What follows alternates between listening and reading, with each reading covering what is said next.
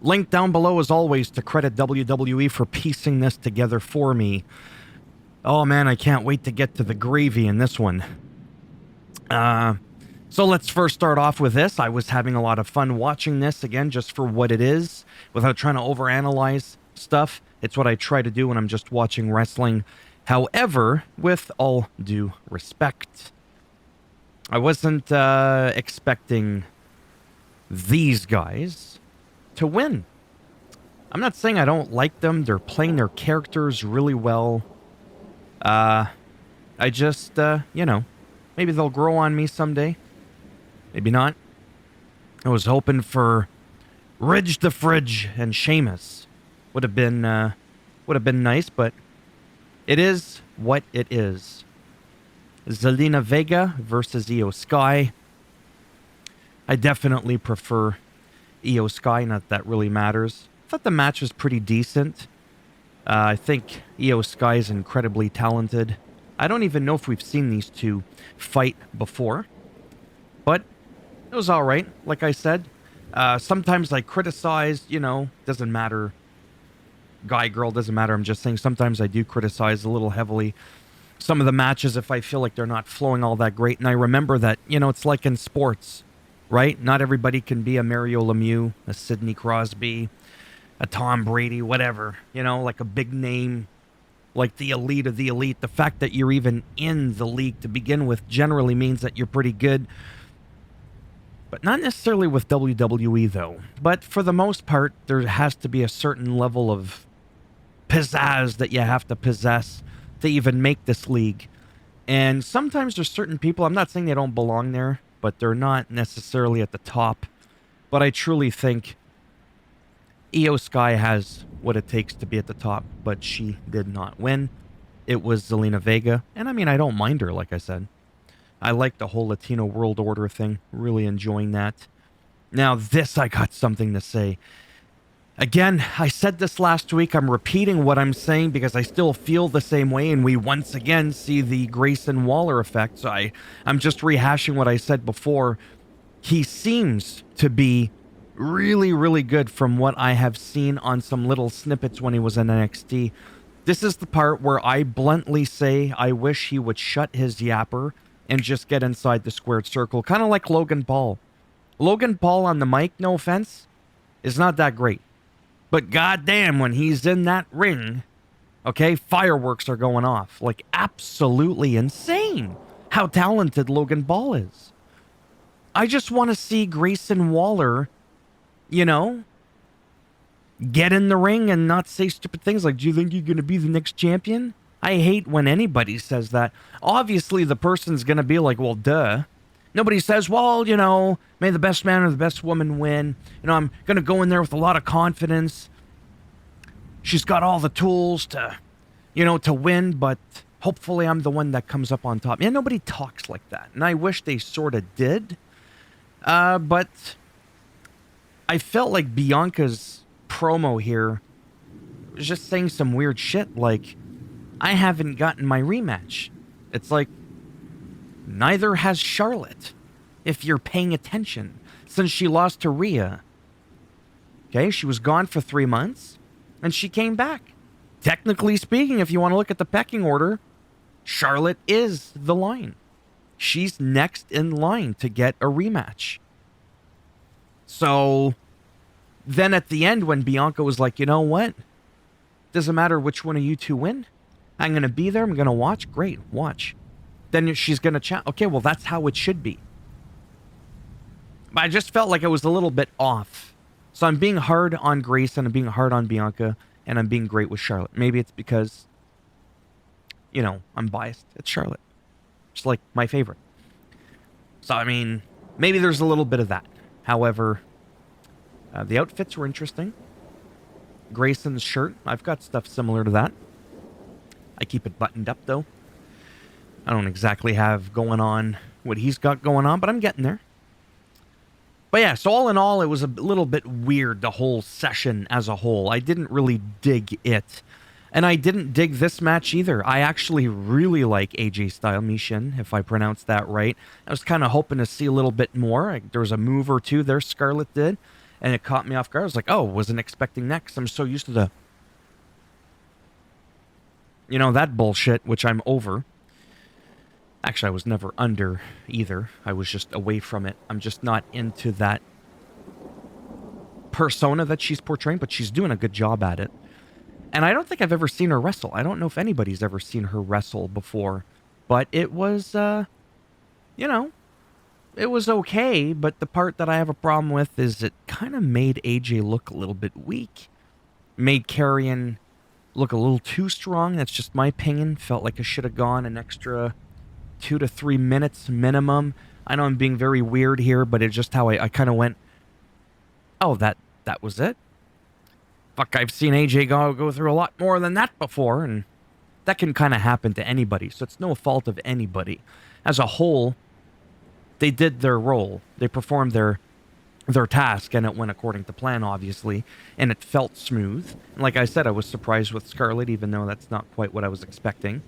And, yeah, overall, I just wish the match could have gone on a little bit more so we could have seen a little bit more of everybody to showcase what they had to offer. Santos Escobar defeats LA Knight.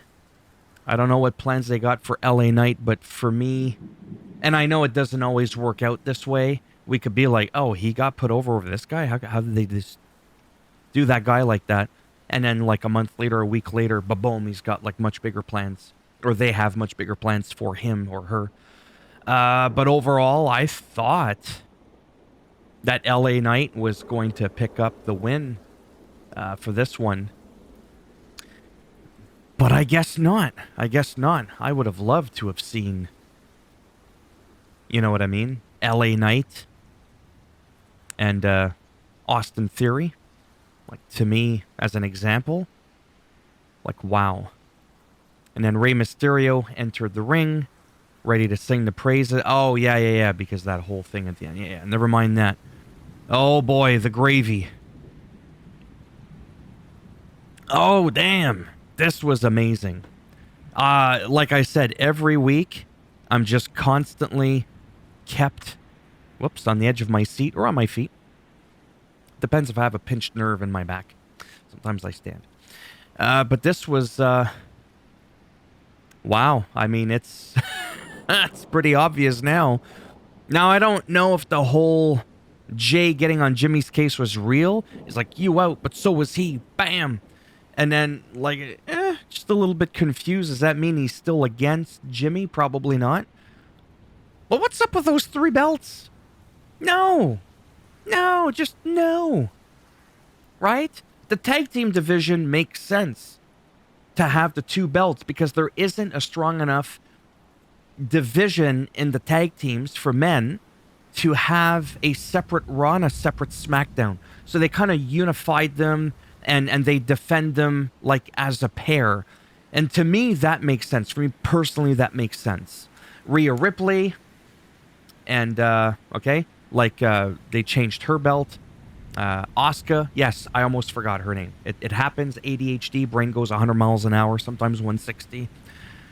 Sometimes the speed of light. They changed their belt, so there's no more Raw Women's Champion. There's no more SmackDown Women's Champion. It's just champion. That way it leaves more doors of opportunity for some switching. Remember I said a couple of months ago, or maybe just a month ago, well, what's up? We had each women go to the opposite brand, and they're still holding the opposite brand's belt. It was just weird. Now it all makes sense. They did Roman first, but Roman, yeah, that's right. There's a lot of math going on here, but I'm not getting lost in the mix. His blue belt, which is the Universal Championship, that's what he's named as. He's not called the World Heavyweight Champion, WWE Heavyweight Champion. That's the black belt.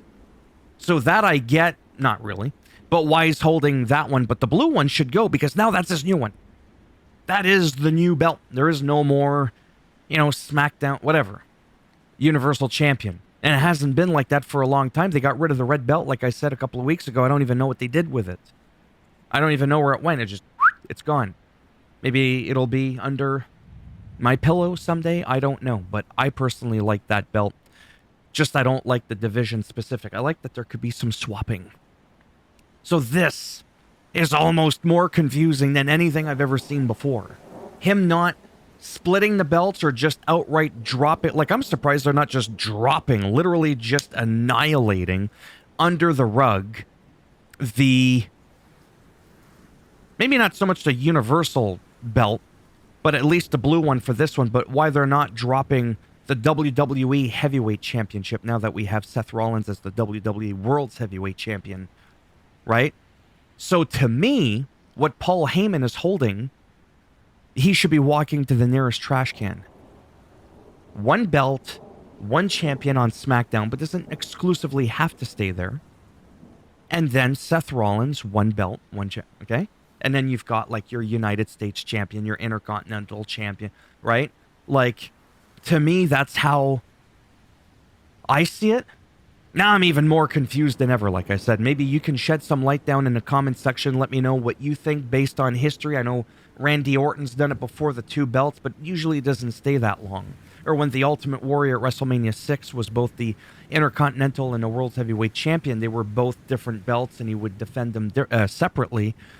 Now that we have Seth Rollins, this makes even less sense to even have had him have two, let alone three. So yeah, I am really scratching my head, but all in all, for me, again, this was the highlight of the night. These little segments here were kind of cool. This confused me as to why Solo started flexing towards Paul Heyman. Like, they're supposed to be, like, on the same page, not against each other. So that part was really fucking weird for me. Yeah, Baron Corbin smashes Cameron Grimes. No words were exchanged here, but it was cool. Oh, I forgot that AJ part when Scarlett got in the ring and she's all trying to do her thing with AJ, and he's like, "Bitch, I'm married," or "Bitch, I got a wife," or whatever. I just thought that was funny. Did he say the actual B word? I'm surprised in this day and age, especially on TV, that they would allow that to be said, because there's a lot of stuff you can't even say. I don't even want to get into it in this video. And anyhow, so that's that. Yeah, mixed bag here this week. As always, if you like the video, go ahead, give it a thumbs up. It does greatly help support the channel with the algorithm. And if you didn't like the video, go ahead, give it a thumbs down. We'll bend it in half, twist it, and you'll get a double sweet chin music from the Usos right as you wake up and you're about to sit up from out of bed. And if you want to subscribe to the channel, naturally that would be great. But if not, thanks for stopping by anyways. Take care, and maybe I'll see some of you in the next one. Bye for now.